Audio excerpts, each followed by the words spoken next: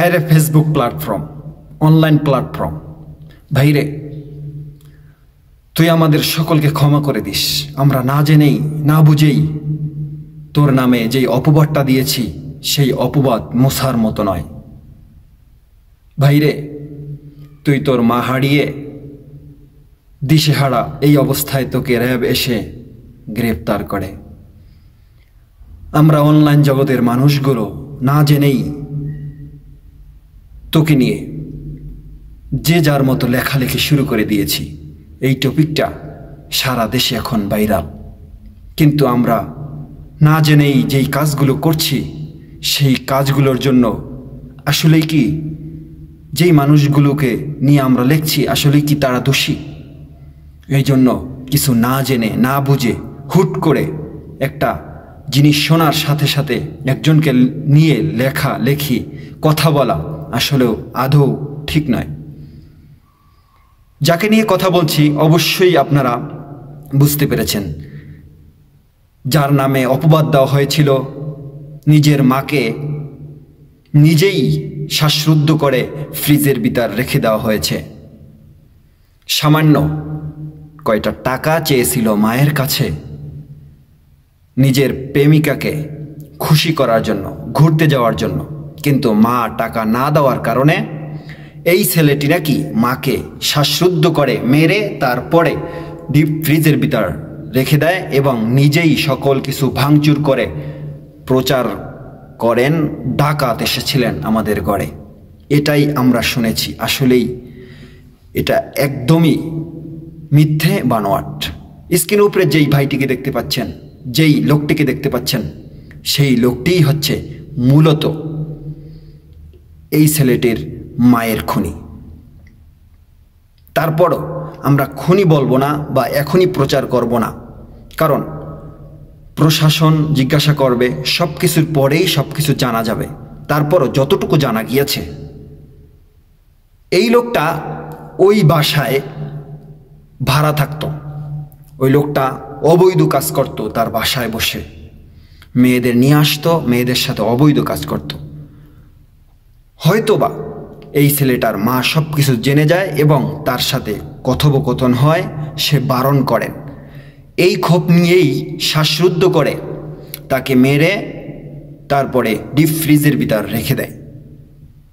তারপরে ঘরের সকল আসবাবপত্র লুটে নেয়।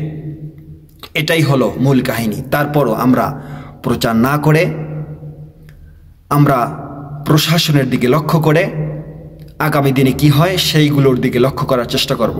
প্রিয় ভাইয়েরা, ভিডিওটা শেয়ার করে দেন এবং এই যে নিজের মা হারিয়ে দিশেহারা ছেলেটা অপবাদ নিয়ে এবার আমাদের সামনে সম্মুখে ঘুরপাক খাচ্ছে, এই ভাইটিকে ক্ষমা করে দেন, ক্ষমা করে দেওয়ার সুযোগ করে দেন, সবার কাছে ভিডিওটা পৌঁছানোর সুযোগ করে দেন।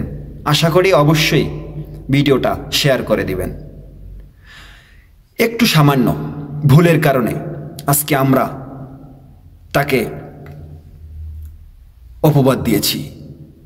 আমাদের প্রশাসন, পুলিশ, র্যাব, বিজিবি সকলে মিলেই তো এই ভাইটিকে গ্রেপ্তার করেছিল, জিজ্ঞাসাবাদ করেছিল।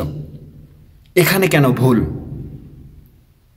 তাই একটা লাইন লিখে যাবেন আমাদের প্রশাসন ভাইয়ের জন্য, একটা লাইন লিখে যাবেন প্রশাসন ভাইদের। আসলেই কি আদৌ এটা ঠিক হয়েছে? তাদের কাছে আমরা অনুরোধ করব, আপনারা যদি এইভাবে কাজ করেন, আপনারা যদি এইভাবে প্রচার করেন, তাহলে মূল হোতারা যারা আসলেই টেলার, যারা আসলেই খারাপ, তারা তো ভালো ভালো মানুষদেরকে ফাঁসিয়ে দিয়ে তারপরে তারা আত্মগোপনে চলে যাবে।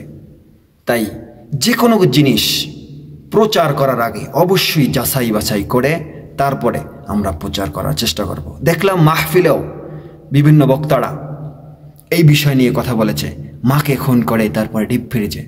তাই সকলকে অনুরোধ করব, কিছু না জেনে না বুঝে কারো নামে কোনো কিছু লেখালেখি বলা বলি আমাদের আসলেই উচিত নয়। হায়ের প্ল্যাটফর্ম, হায়ের অনলাইন প্ল্যাটফর্ম, একটা অনলাইন প্ল্যাটফর্মে কি করতে পারে বুঝতে পেরেছেন? তাই সকলেই যে কোনো কিছু লেখার আগে, যে কোনো কিছু বলার আগে আমরা 10 বার ভাববো, আগে পিছে দেখব, একটু অপেক্ষা করব আসলে সামনে কি হয়, আসলেই মূলত এই বিষয় কি না। প্রিয় ভাইরা, ভিডিওটা বেশি করে শেয়ার করে দিবেন যেন এই ভাইটি সবার সম্মুখে আবারও সে যে দোষ করে নাই সেটা প্রমাণিত হয় ইনশাআল্লাহ। অবশ্যই আপনার মন্তব্য জানিয়ে যাবেন, আমার যদি ভুল হয় সেটাও জানিয়ে যাবেন ইনশাআল্লাহ। এই পর্যন্তই, আসসালামু আলাইকুম।